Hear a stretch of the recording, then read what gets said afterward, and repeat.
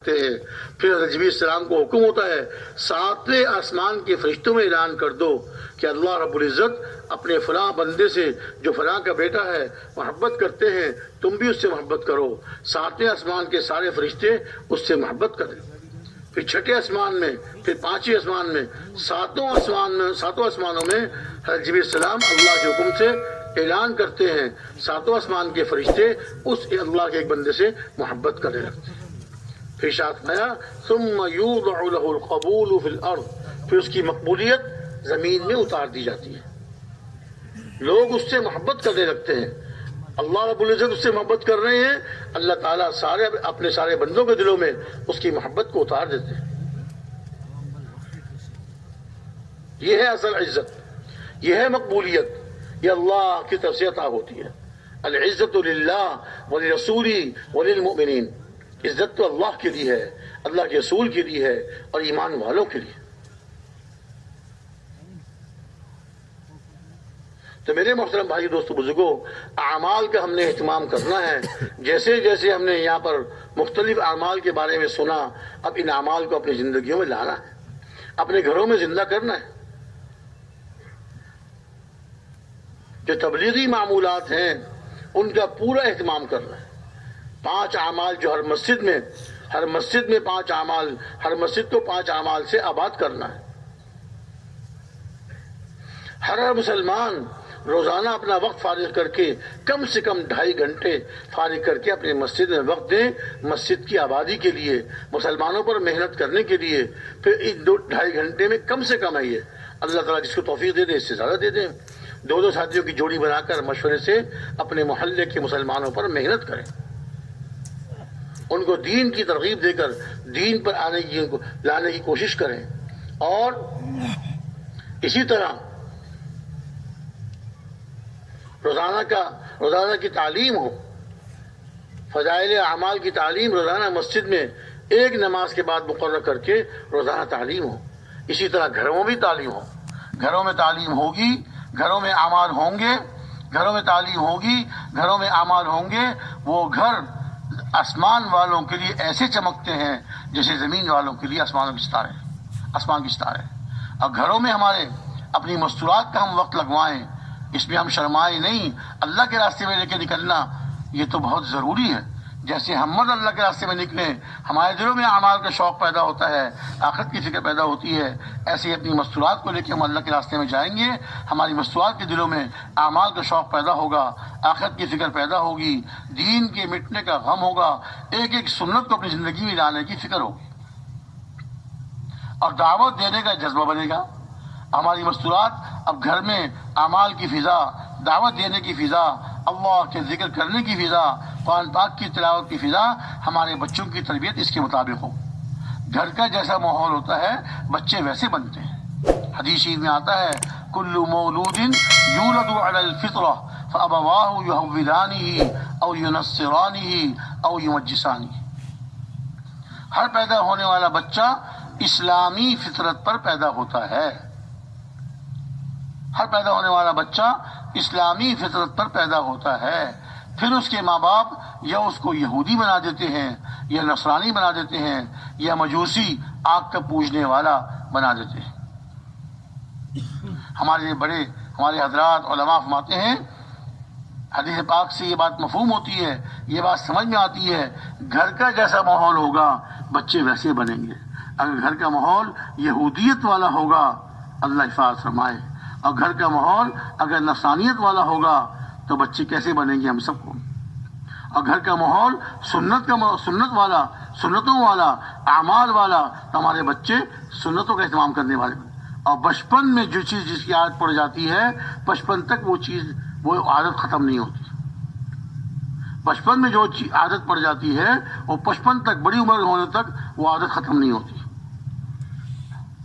اپنے گھروں میں اعمال کا اہتمام، تو روزانہ مسجد میں 2.5 گھنٹے دینا کم سے کم، اور روزانہ مسجد میں تعلیم کرنا، روزانہ مشورہ کرنا، مشورے میں سارے ساتھی بیٹھیں اور اپنے علاقے کی، اپنے محلے کی، اور ساری دنیا کی فکر کرنا، ساری دنیا کے تقاضوں کو سوچنا ہے، اور ساری دنیا کے تقاضوں کو پورا کرنے کی فکر کرنی ہے۔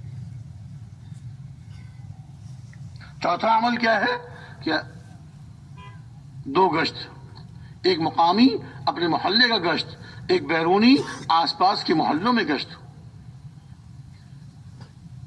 2 گشتوں کا اہتمام۔ گشت اس کام کی ریڑھ کی ہڈی کی طرح ہے، جیسے ریڑھ کی ہڈی انسان کے اندر ایک مرکزی عضو ہوتا ہے، ریڑھ کی ہڈی میں کچھ کمی آ جائے سارا جسم اس کا جو ہے کمزور ہو جاتا ہے، نقصان میں آ جاتا ہے۔ 2 گشتوں کا اہتمام کرنا۔ 5واں عمل جو ہے ہر مہینے کا 3 روزہ، ہفتہ مقرر کر کے مہینے کے پہلے ہفتے پہلے جمعے میں جاؤں گا، 2-3 پرانے ساتھی وہ طے کر لیں مہینے کے پہلے جمعے کو ہم 3 ساتھی جائیں گے، دوسرے 2-3 ساتھی دوسرا جمعہ طے کر لیں، دوسرے 2-3 ساتھی تیسرا جمعہ، دوسرے 2-3 ساتھی چوتھا جمعہ، یہ 2-3 ساتھی ہر جمعے کا اپنا طے کر لیں اور 27 دن پورا مہینہ محنت کر کے اپنی جماعت تیار کریں اور ہر مہینے اپنی جماعت لے کر سیرودے کے لیے نکلیں۔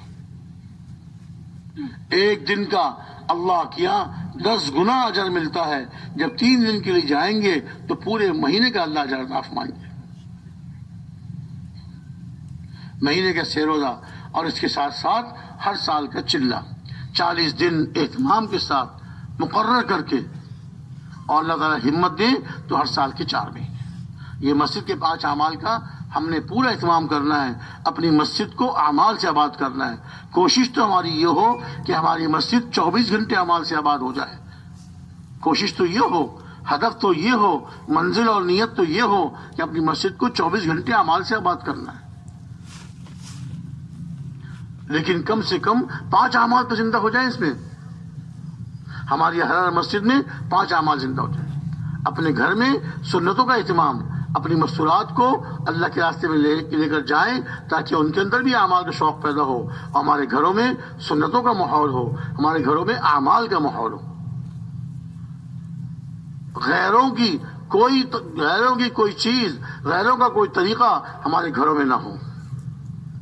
سنت کے مطابق کھانا، سنت کے مطابق پینا، سنت والا لباس خود بھی ہم نے استعمال کرنا ہے، سنت والا لباس پہننا ہے، اپنے بچوں کو بھی سنتوں کا عادی بنانا ہے اور سنت والا لباس پہنانا ہے۔ بعض دفعہ یہ کہہ دیتے ہیں، ماں کہہ دیتی ہے، کوئی خالہ کہہ دیتی ہے، کوئی بات نہیں، بچہ ہے اس کو پہنا دو، کوئی بات نہیں۔ نہیں، جو ہم بچپن میں بچے کو عادت ڈلوائیں گے بڑا ہونے تک اسی کا عادی رہے گا وہ، تو ہم تو بچپن سے اس کو سنتوں کا عادی بنائیں۔